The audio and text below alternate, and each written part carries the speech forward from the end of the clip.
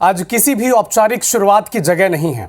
आज मैं कौन हूं ये बताने का वक्त नहीं है। आज वक्त है कुछ तस्वीरें और उनके मायने समझने का। लेकिन पहलगाम आतंकी हमले में हुए जो लोग मारे गए हैं, उनके पार्थिव शरीर जब उनके परिजनों तक पहुंच रहे हैं तो शब्दों की कमी हमें भी पड़ रही है। हृदय दुख से भरा है, मन में क्रोध भी है। बस एक उम्मीद है कि सरकार इस नरसंहार का बदला लेगी। ये तस्वीर कश्मीर में आतंकी हमले में मारे गए नेवी के लेफ्टिनेंट विनय नरवाल के शव की है। अपने पति के शोक में रोती बिलखती उनकी पत्नी हिमांशी को जिसने भी देखा वो बस अवाक रह गई। विनय के साथ बिताए अपने पलों को वो याद करती रही। लेफ्टिनेंट विनय की वीरता को याद करती हिमांशी, उनकी पत्नी, बार बार अपने पति के शव के साथ लिपटे जा रही थी।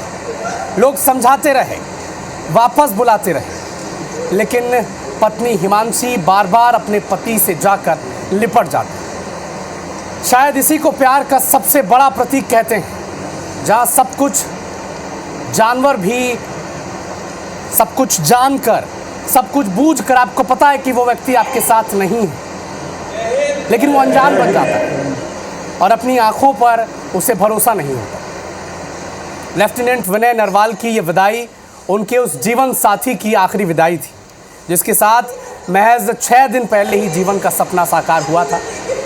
दोनों शादी के पवित्र बंधन में बंधे थे, लेकिन उन्हें क्या पता था कि कश्मीर में हनीमून मनाना उन्हें हमेशा हमेशा के लिए जुदा कर देगा। 7 जन्मों तक जीवन का साथ निभाने वाला अचानक अलविदा कह जाएगा।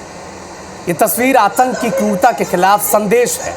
ये तस्वीर जय हिंद की अंतिम सलामी के साथ सेना के गौरव का प्रतीक है। पहलगाम में जो आतंकी हमला हुआ और जो लोग उसमें मारे गए, जब उनके पार्थिव शरीर उनके परिजनों तक पहुंचे, तब कमोबेश यही स्थिति हर परिजन की रही। अब केवल अंदाज़ा लगाएं, हम नहीं चाहते कि किसी के साथ भी, किसी भी देश में व्यक्ति के साथ ये स्थिति उसे झेलनी पड़े, लेकिन केवल आप अंदाज़ा लगाएं कि क्या हमारे परिवार के साथ अगर ऐसा हो तो क्या आप खुद को समझा पाएंगे कि उनके साथ हुआ क्या है। यह स्थिति लेफ्टिनेंट की पत्नी हिमांशी के साथ भी हुई। वो बार बार पार्थिव शरीर से लिपटती रही। वो कहती रही कि कितने बहादुर थे उनके पति, और क्या किसी ने ये सोचा था कि शादी के बाद कुछ पल साथ बिताने के लिए वो कश्मीर गए थे, लेकिन वो अपने पति के साथ जिंदा वापस नहीं लौटे।